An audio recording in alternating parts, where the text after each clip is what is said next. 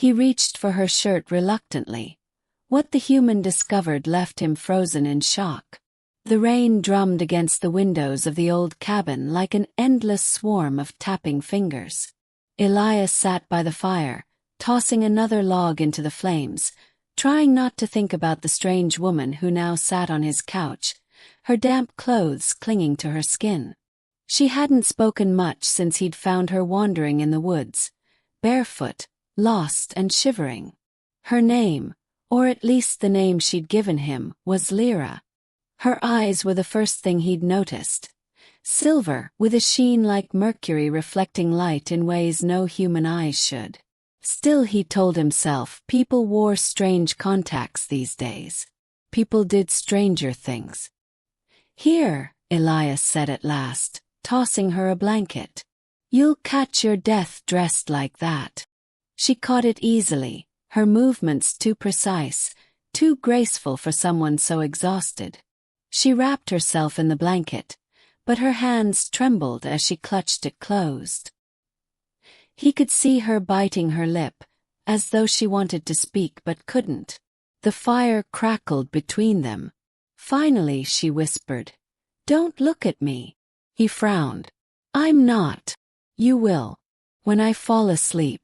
When I can't stop you." Elias leaned back in the chair, unsettled. "Lady, I don't know what you've been through, but I'm not that kind of man." She nodded once, though her eyes shimmered with something he couldn't name. Fear, sorrow, maybe both. He tried to ignore it, tried to think of anything but the stranger in his cabin. But the night dragged on, heavy with silence.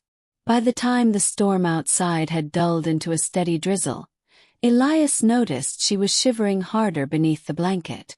She hadn't taken off her wet shirt. Her lips had turned pale. If she stayed like that much longer, hypothermia would set in. He cleared his throat. "You need dry clothes. You'll freeze otherwise." Her eyes snapped to him, wide and pleading. "No. You don't understand. It's dangerous." "I said no." Her voice cracked like glass.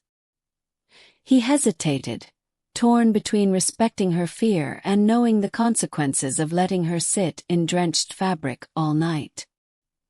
He grabbed a spare shirt from the chest by the wall and walked back toward her. She recoiled instantly, pressing herself into the couch. "Don't touch me." Elias froze. He raised both hands in surrender. "I won't. But at least take this. Please." He set the shirt on the table between them and stepped back. Lira stared at it as though it were a blade aimed at her heart. Minutes passed before her trembling hands reached forward, clutching the shirt. But she didn't move to change. She only stared down at her lap, her silver eyes filled with tears she didn't let fall. Something inside Elias softened. He crouched, keeping his voice low. "Whatever you're afraid of, I won't judge you. I don't know what you've been through, but you don't have to be afraid here." Her lip trembled. Her hands hovered near the hem of her wet shirt. And then, as if surrendering to some inevitable truth, she whispered, "If you see, you won't let me stay. Try me." Her breath shuddered. Slowly, reluctantly, she lifted the damp fabric. Elias saw the pale curve of her side first, then the ridges along her ribs. But as the shirt peeled higher, the firelight revealed something impossible. Beneath her skin were glowing veins of light, faint at first, then pulsing like threads of living starlight.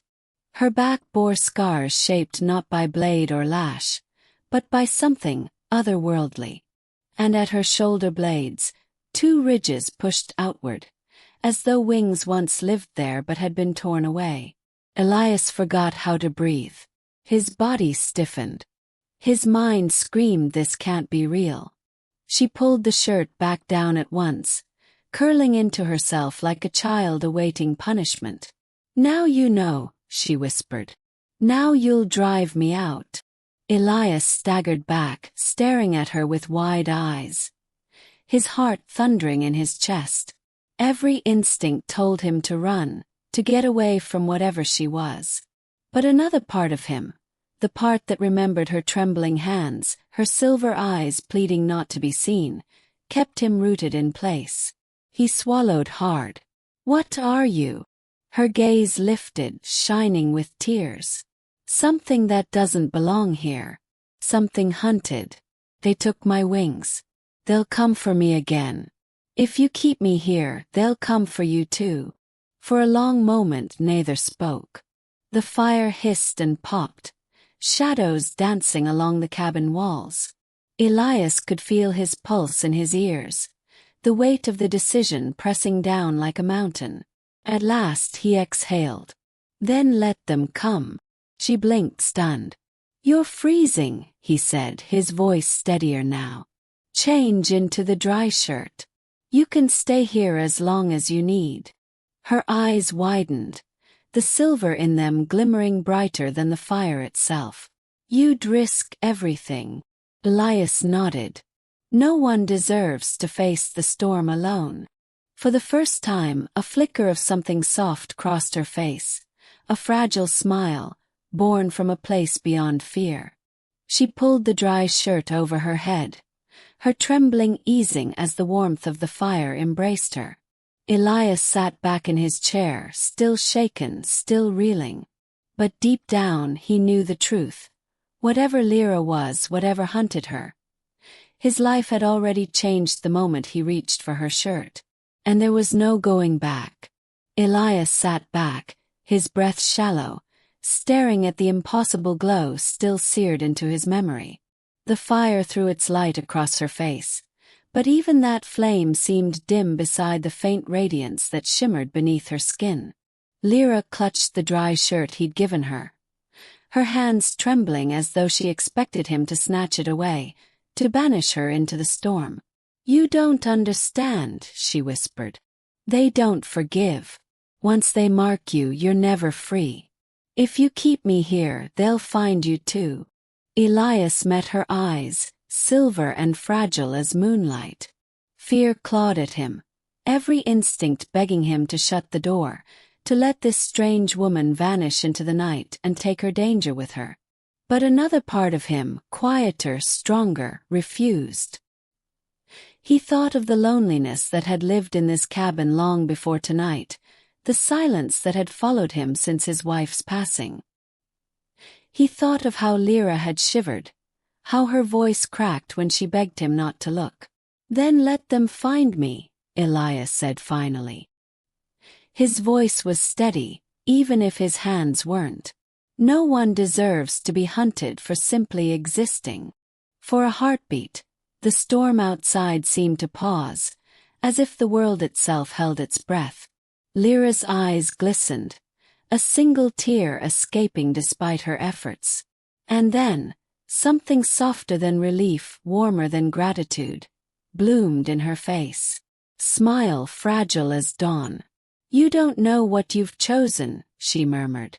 "Maybe not," Elias admitted, leaning back toward the fire. "But I know this. You won't face it alone." And in that quiet promise, sealed between the thunder and the glow, both of their fates were rewritten forever.